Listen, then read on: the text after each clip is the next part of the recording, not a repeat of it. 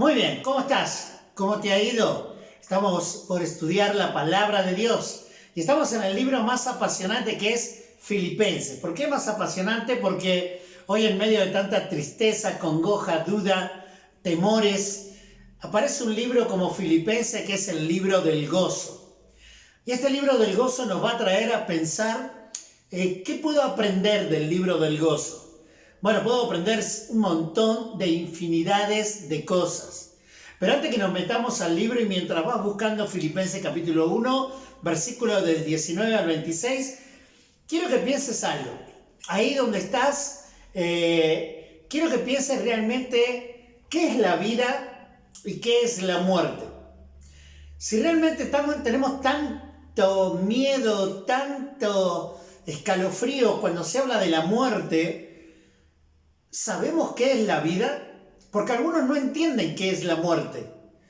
Y yo creo que por eso tienen tanto miedo. Y hay otros que desean con todas sus ansias la vida, pero ¿saben realmente qué es la vida? Por eso, sin más, pensé en algo.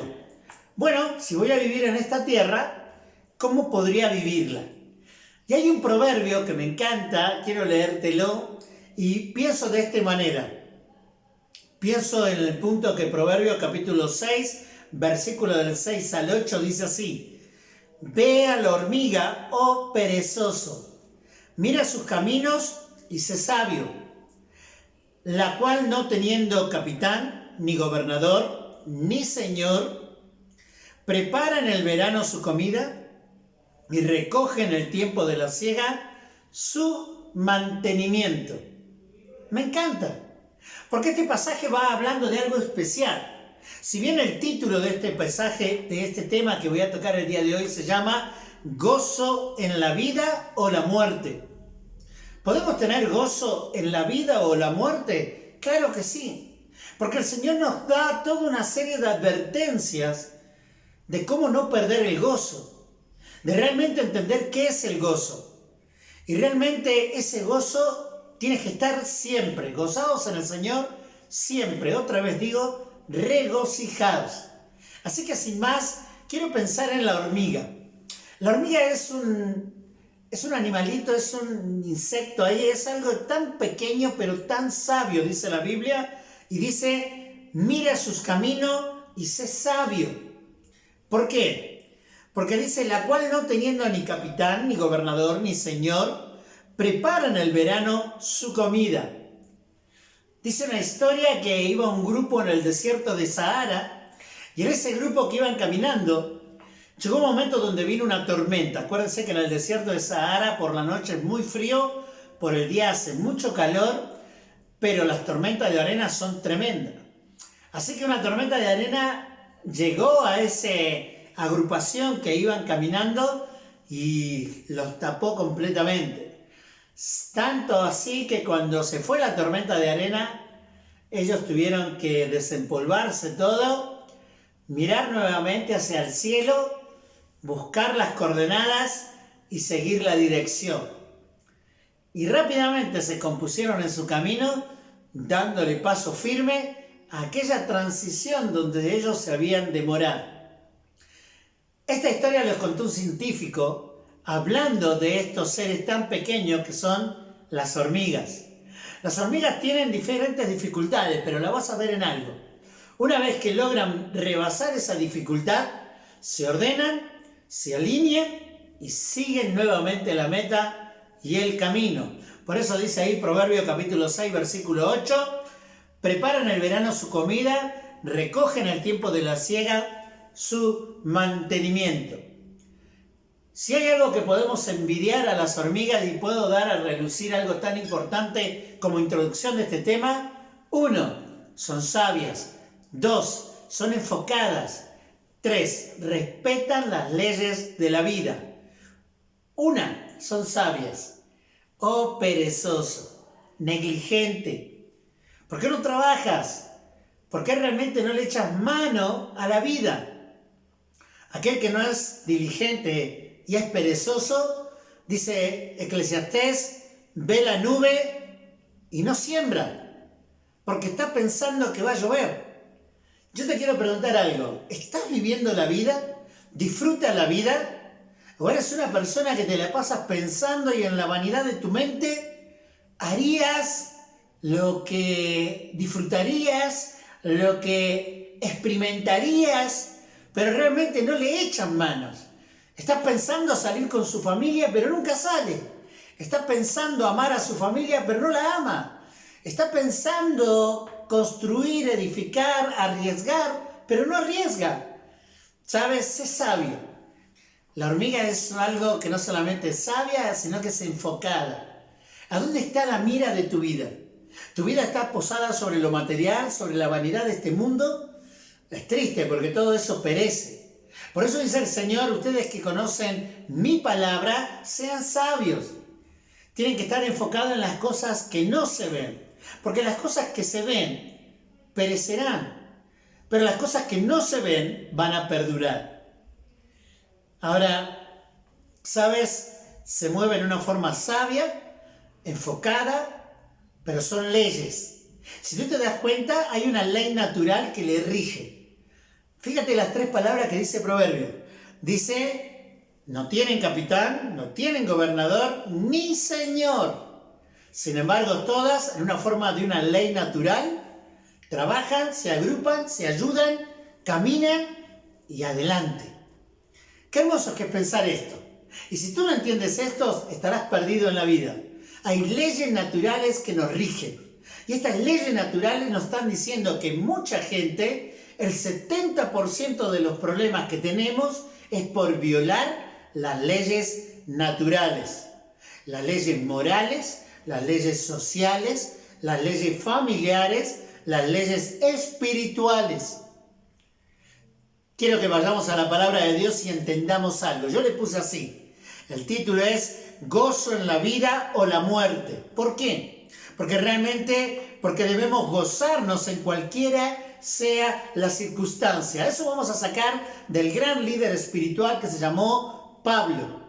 Pablo, cuando escribe la carta del gozo, es un gozo que sobrepasa todo entendimiento. Lo vamos a ver en capítulo 4, pero estamos en capítulo 1, versículo 19 al 26. Pablo decía, estoy contento, aunque yo tendría que ponerme triste porque algunos por envidia, celo, contienda, vanagloria, anuncian a Cristo a veces para añadir más dolor a mi prisión. Acuérdate que esta carta se escribió de la prisión. Y sin embargo él estaba gozoso, porque dice, con tal que Cristo sea anunciado, en esto me gozo y me gozaré aún. Así que piensa, cualquiera sea la circunstancia, en la vida, o si tienes que morir, o si alguien muere y tienes la esperanza que es en Cristo, nadie te arrebate el gozo. Porque las leyes naturales y las leyes espirituales nos dan una paz y una eternidad. Así que sin más, ya sumergido, espero que tengas tu Biblia abierta. Vamos a Filipenses capítulo 1, versículo 19. Para aquellos que les gusta anotar, yo lo dividí en 3 partes, ¿ok? Yo les coloco acá, consideremos 3 pautas claras que nos ayudarán a disfrutar esta transición. ¿Qué transición? Acuérdate que nosotros estábamos muertos en nuestros delitos y pecados. Sin embargo, Él nos dio vida juntamente con Cristo. No vida como cualquier persona que está muerta en sus delitos y pecados, sino vida juntamente con Cristo. Así que esta es una transición de esta nueva vida hasta que un día Cristo venga a buscarnos, nos lleve al cielo y participemos de las bodas del Cordero, ¿ok?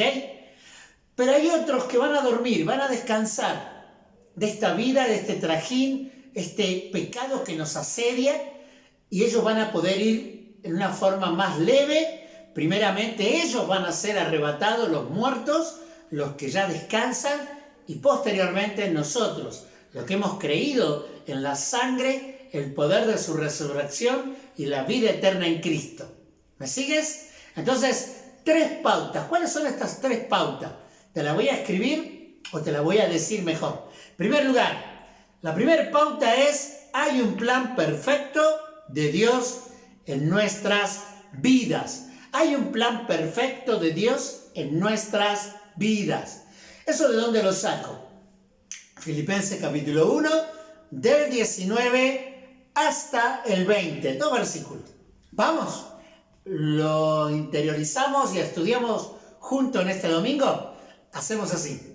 Dice la palabra de Dios: porque sé que por vuestras oraciones y la suministración del Espíritu de Jesucristo, esto resultará en mi liberación, conforme a mi anhelo y esperanza de que nada seré avergonzados, antes bien, con toda confianza, como siempre, ahora también seré magnificado Cristo en mi cuerpo, por vida o por muerte.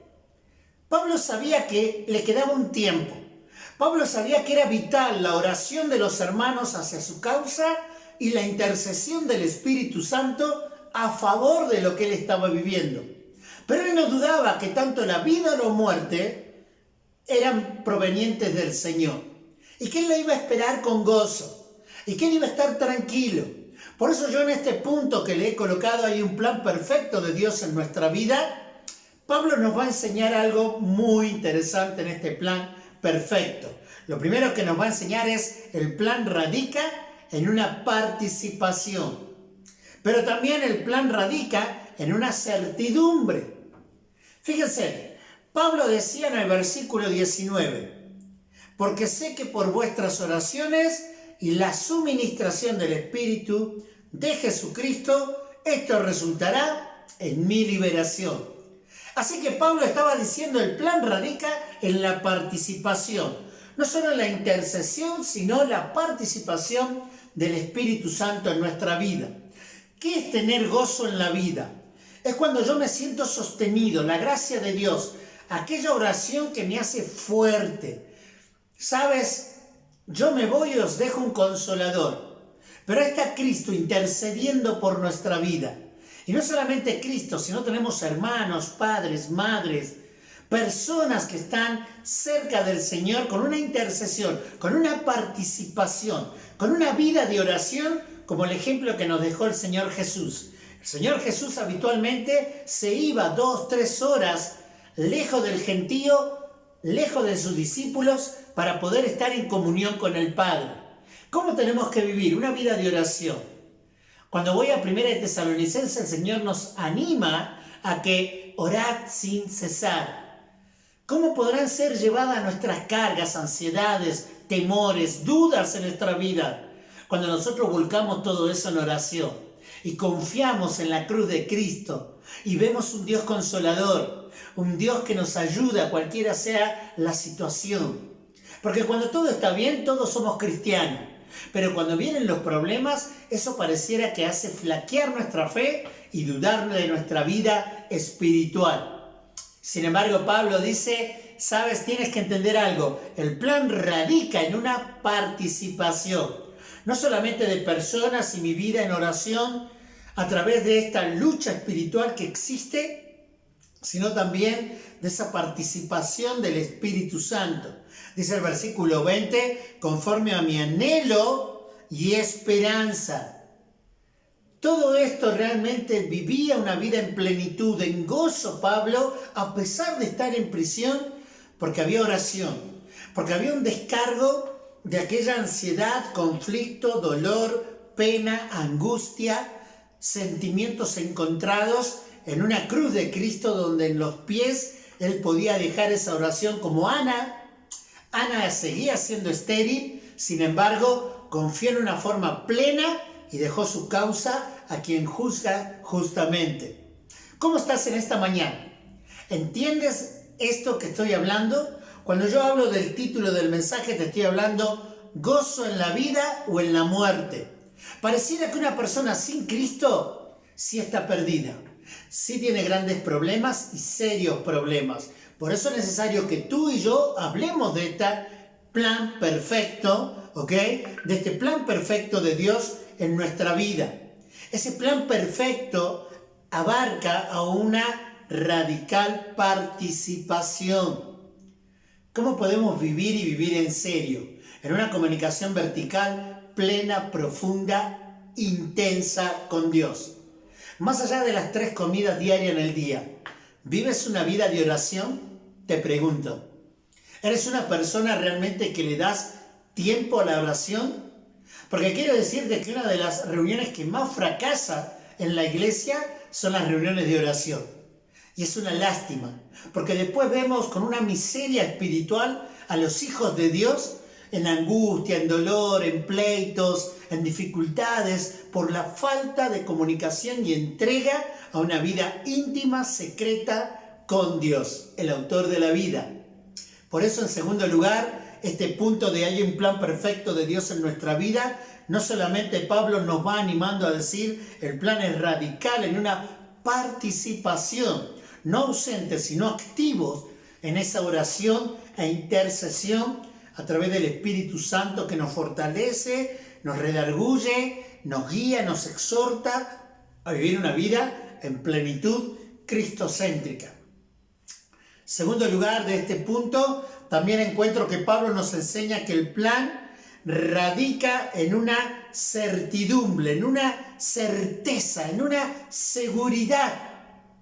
Cuando tú dices, ¿puedo tener gozo en la vida y en la muerte? Sí, porque Pablo dice, tenemos que estar seguros de que realmente somos hijos y aceptados en la familia de Dios. Seguros. No por nuestras obras, no es por nuestra religión, no porque vivimos una vida de apariencia, sino porque la sangre del poder de Cristo nos ha limpiado nuestros corazones, nos hemos arrepentido de pecado y hoy vivimos en Cristo, aceptados por su misericordia y por la gracia de Dios. Fíjate lo que dice el versículo 20. Dice, conforme a mi anhelo y esperanza, de que nada seré avergonzado, antes bien, con toda confianza, como siempre. Ahora también seré magnificado Cristo en mi cuerpo, o por vida o por muerte. Mi hermano, quiero decirte algo, no hay nada más bonito para el cristiano que morir, partir y estar con Cristo. Yo sé que lamentablemente nuestra corta visión y quizás falta de madurez y conocimiento nos haya hecho aferrarnos a esta vida. Y Dios te dice que no te tienes que aferrar a esta vida. Lucas capítulo 14, versículo 26. Dice la palabra de Dios, y aquel que no aborrece padre, madre, mujer, hermano, hijo, todo lo que posee, no puede ser mi discípulo. Porque nos quería viendo al invisible, aquellas cosas eternas y no estas perecederas, poniendo la fe en el Señor. Por eso habla Pablo acá, el plan radica en una certidumbre. Tú no estás diciendo hoy pago un afore y mañana voy a cobrar un dinero. Es inestable. Hoy quieren modificar todos los seguros de jubilación, hoy quieren modificar el peso de la moneda, aquellas cosas que hoy creemos que tenemos seguras. Seguro no hay nada en esta tierra. Pero Pablo tenía algo seguro en esta tierra y una certidumbre, era la confianza en Cristo. Que así como Cristo lo vimos resucitar, dice Pablo, un día nosotros vamos a ascender y vamos a tener vida en plenitud, más de la que hoy podemos disfrutar. Fíjate que dice también Gálatas capítulo 2, versículos 20 y 21, un relato que Pablo dejó escrito, brotando su corazón en un libro donde tenía que contrarrestar a aquellos religiosos que creían que porque festejaban las fiestas solemnes del judaísmo, que porque creían que ellos hacían buenas obras, que porque se creían religiosos en que nunca faltaban al culto, ¿ok? Acá viene diciendo algo interesantísimo. Dice de la siguiente manera, dice el Señor acá a través de Pablo, con Cristo estoy juntamente crucificado y ya no vivo yo, mas vive Cristo en mí. Y lo que ahora vivo en la carne lo vivo en la fe del Hijo de Dios, el cual me amó y se entregó a sí mismo por mí. No desecho la gracia de Dios, pues si por la ley fue la justicia, entonces por demás murió Cristo.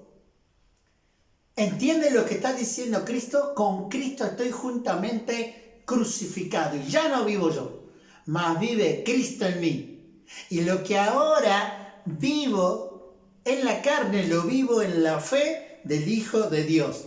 ¿Cómo estás? ¿Estás animado? ¿Estás contento ahí donde estás? ¿Entiendes que realmente vivir una vida y en abundancia y en serio es vivir juntamente con Cristo crucificado? Tus deseos, tus pasiones, tu forma de ser ya dejan de existir porque ahora es Cristo en todas las etapas y áreas de tu vida, disfrutando la vida. Y si voy a morir, amén. Porque así dice Pablo, un cristiano tiene que estar viviendo ya muerto en esta vida, crucificado con Cristo y disfrutando, porque no tiene que preocuparse en lo que tiene que hacer. Ya Cristo lo hizo en la cruz, si no en vano murió Cristo. Esa es la fe que albergamos y por eso podemos llegar a tener, ¿sabes?, el gozo en la vida o la muerte. También quiero llevarte al segundo punto. El segundo punto dice, hay plenitud en cualquiera sea las circunstancias. No solamente el primer punto nos animaba y nos decía, hay un plan perfecto de Dios en nuestra vida, sino también que el segundo punto dice, hay plenitud en cualquiera sea la circunstancia. Sea vida o sea muerte, en Cristo. Aquellos que amamos a Dios, todas las cosas nos ayudan a bien. Fíjate, capítulo 1 de Filipenses, versículo 21 al versículo 23. Dice así, la palabra de Dios, porque para mí el vivir es Cristo y el morir, ganancia. Mas si el vivir en la carne resulta para mí en beneficio de la obra, no sé entonces qué escoger. Porque de ambas cosas estoy puesto en estrecho, teniendo deseo de partir y estar con Cristo, lo cual es muchísimo mejor. Mis hermanos, quiero animarlos. No puede ser que seamos cristianos y tengamos miedo a la muerte. Hay algo que todavía no entiendes entonces, con manzanita. Porque partir de este mundo y estar con Cristo, créeme, es muchísimo mejor. Ya no habrá llanto, más dolor, más sufrimiento. Porque las primeras cosas habrán pasado, dice Apocalipsis capítulo 21, versículo 4.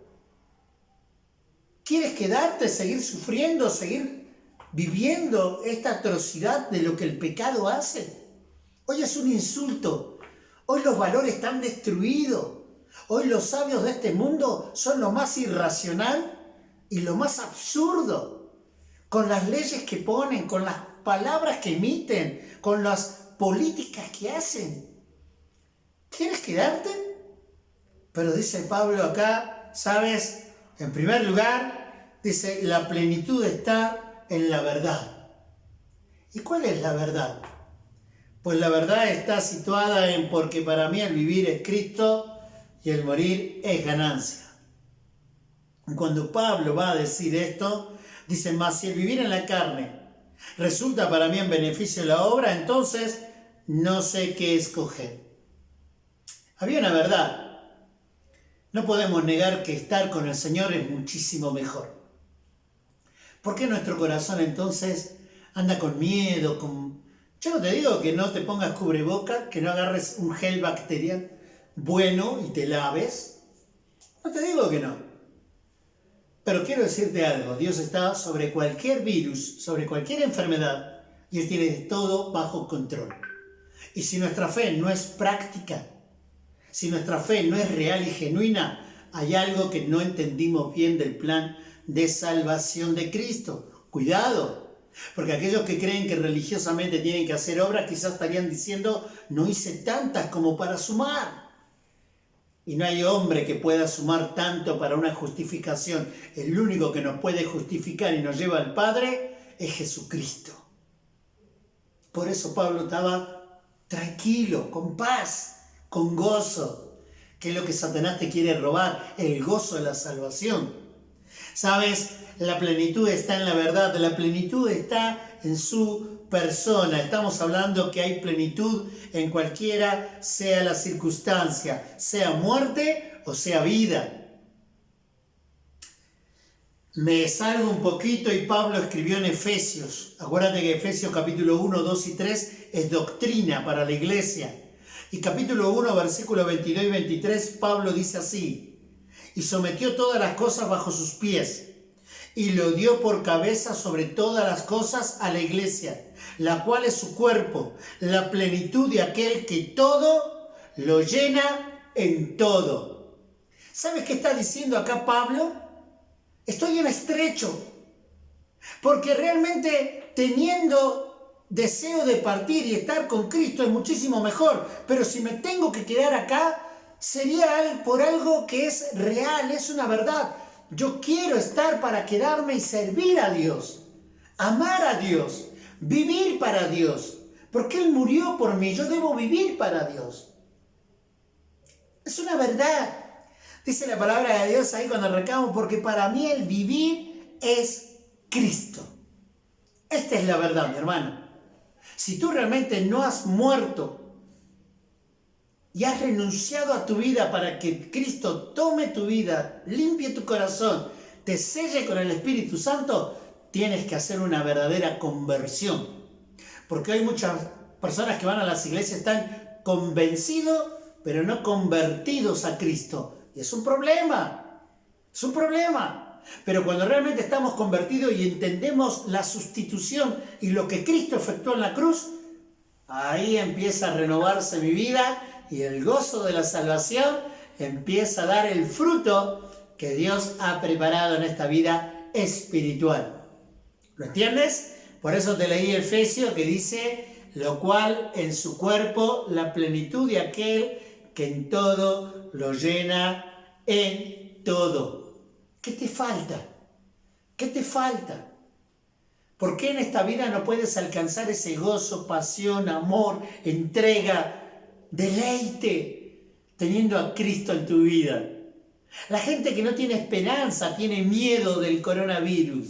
Nosotros solo respeto, porque sabemos que tarde o temprano estaremos con Él. Pero hoy nos toca vivir por Él en esta vida y ser luz, la sal de este mundo. En primer lugar, dijimos, entendemos que hay un plan perfecto de Dios en nuestra vida. Ese plan está situado de la intercesión y de el obrar del Espíritu Santo en nuestro corazón. También hablamos que hay una plenitud en cualquiera sea las circunstancias. ¿Por qué? Porque la plenitud está en la verdad y la plenitud está en su persona. Pero ahora quiero hablarte, sabes que hay provecho en la vida abundante con Dios. Dice la palabra de Dios ahí, pero quedar en la carne es más necesario por causa de vosotros. Y confiando en esto sé que quedaré, que aún permaneceré con todos vosotros, para que vuestro provecho y gozo de la fe, para que abunde vuestra gloria de mí en Cristo Jesús, por mi presencia otra vez entre vosotros. Hay provecho en la vida abundante en Cristo. ¿Y cuál es el provecho? El provecho es que Dios nos dio una vida para vivir, pero para servir. Tú tienes que servir a tu prójimo. Amarás al Señor tu Dios con todo tu corazón, con toda tu alma, con toda tu fuerza. Pero amarás a tu prójimo como a ti mismo. El Señor nos está animando y nos está diciendo a través de Pablo que tiene mucho provecho quedarnos en esta vida. ¿Para qué? Para servir. Por eso hasta el mundo dice la frase: el que no vive para servir, no sirve para vivir. Hoy los cristianos podemos estar tremendamente egoístas, guardados, callados, sin predicar de Cristo, cuando tenemos una verdad tan absoluta que no avergüenza, dice Pablo. En primer lugar, ¿sabes? El provecho de que sirvamos a los demás, el provecho de que edifiquemos a los demás, el provecho de seguir proclamando su nombre. Sí, el provecho de que sirvamos a los demás, pero quedarme en la carne es más necesario por causa de vosotros. ¿Cómo estás? ¿Estás atemorizado, inquieto, sin moverte, con dificultad de reacción? ¿O eres una persona que te estás entregando al servicio de aquellos que te necesitan? Una despensa, una visita, una videollamada, un compartir de Cristo a compañeros de trabajo, familiares que saben que tú conoces de Dios. Segundo lugar, no solamente el provecho de servir a los demás, 24, sino el versículo 25, el provecho de que edifiquemos a los demás. Y confiando en esto sé que quedaré, que aún permaneceré con todos vosotros para vuestro provecho y gozo. Edifica, mi hermano, edifica. Tenemos que hacer un efecto cascada. Lo que recibo doy. Leo un proverbio, leo un salmo, tengo lectura, tengo memorización, tengo pasión que Dios pone en mi corazón, es para ministrar a los demás. Tú dirás, no entiendes, puedo morir. Discúlpame, un cristiano cuando acepta a Cristo muere. Su mente y su corazón son cautivas en la cruz de Cristo. Comenzamos a vivir en Cristo. Por eso es el gozo en la vida o en la muerte. Pablo entendía que quedarse era para servir, para ministrar. Pero también dice el provecho de seguir proclamando su nombre, para que abunde vuestra gloria de mí en Cristo Jesús. Por mi presencia otra vez entre vosotros. ¿Cómo llevaría gloria Pablo entre las personas y entre los hermanos? Proclamando el Evangelio de Jesucristo. Hoy hay muchas iglesias que están trabajando con ciertos programas que el Evangelio queda en un segundo, tercero, quinto plano. Cuando el Evangelio tiene que ser la columna vertebral de nuestra iglesia. Dios gracias por pastores, por hermanos que luchan y trabajan para que haya una iglesia competente, animada, no egoísta, oculta y temerosa, sino una iglesia firme con la certidumbre de que lo de Dios no avergüenza. Porque Dios nos puso para servir, para ministrar, para proclamar la gloria de Cristo en este mundo. Vuelvo a repetir, quiero que pienses bien, el gozo en la vida proclama Pablo en Filipenses capítulo 1, versículo 19 al 26. O en la muerte. Tiene que haber gozo. Y hay gozo cuando una persona se va al encuentro con nuestro Señor. ¿Por qué? Porque en primer lugar hay una plenitud perfecta de Dios en nuestra vida. ¿Tú crees que la gente que muere se va porque se lo lleva el coronavirus? Dios ya estableció el día y la hora que tú y yo vamos a partir. Y no me extraña que quizás yo doy este mensaje y parto con el Señor.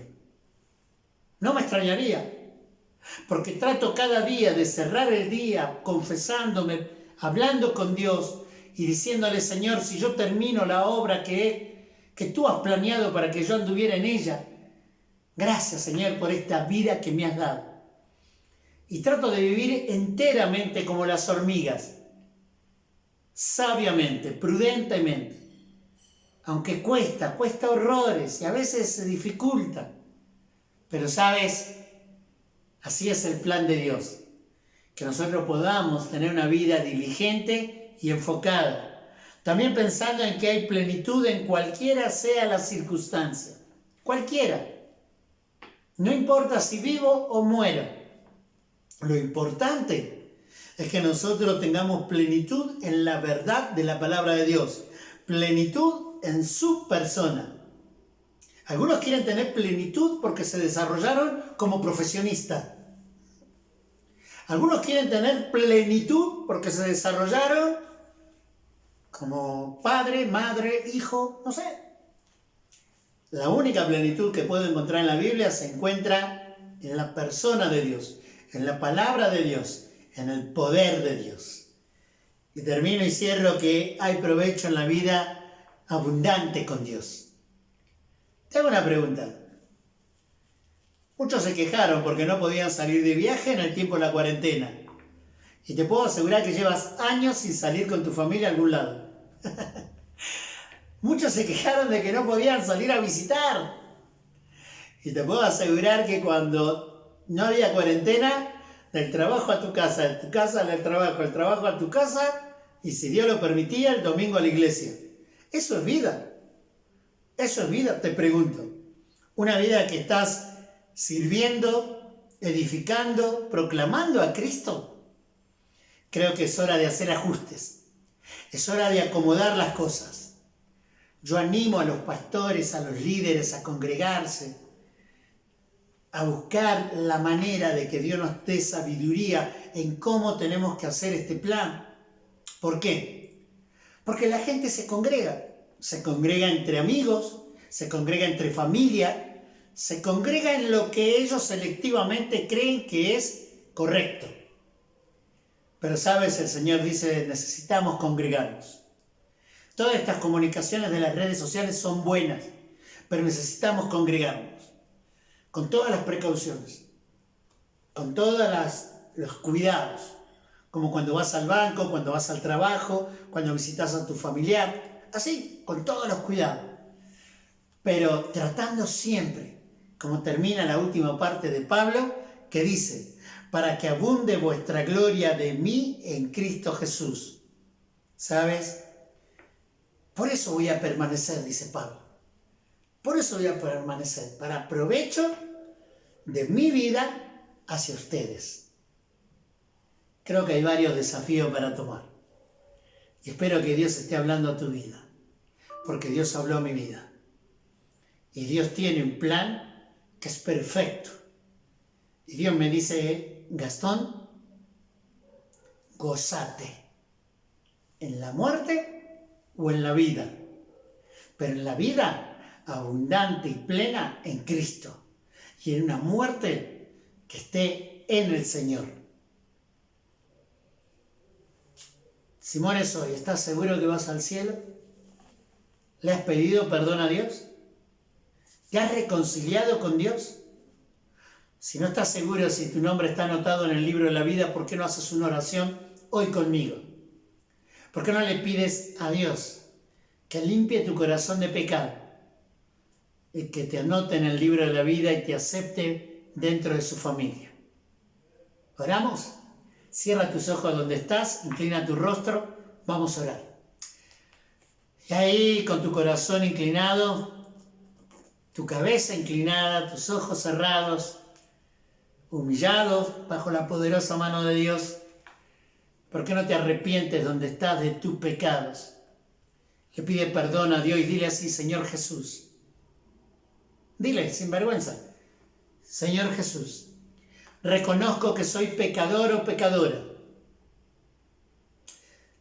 Entiendo que mi pecado me lleva al infierno. Dile, reconozco que soy pecador o pecadora. Entiendo que mi pecado me lleva al infierno. Lava mi corazón con tu sangre, Jesús. Por favor, dile así, lava mi corazón con tu sangre, Jesús. Me arrepiento de mis pecados. Acuérdate que arrepentimiento es 180 grados, un cambio de vida. Me arrepiento de mi pecado. Te acepto en mi corazón como mi Salvador personal. Todo esto te lo pido en el nombre de Cristo Jesús. Todo esto te lo pido en el nombre de Cristo Jesús. Déjame hacer ahora una oración para culminar la predicación. Señor, gracias si hay personas acá que están escuchando este mensaje y han invitado a Jesús en su corazón, se han arrepentido de sus pecados y ellos piden que tú lo aceptes como hijos y parte de tu familia, Señor, con esperanza de vida eterna. Bendice a estas personas que se pongan en contacto con sus autoridades, con personas competentes espirituales para que puedan ser discipuladas y crecer en la fe. Dios, gracias por este mensaje. Y ayuda a que la cristiandad, Señor, donde nos encontremos, podamos tener gozo, paz, esperanza y una total certidumbre de una fe que no avergüenza. Te amamos, te queremos y te agradecemos este hermoso mensaje. Por los méritos de Cristo Jesús, tu Hijo amado. Amén. Dios te bendiga y es un gusto haber podido compartir la palabra de Dios.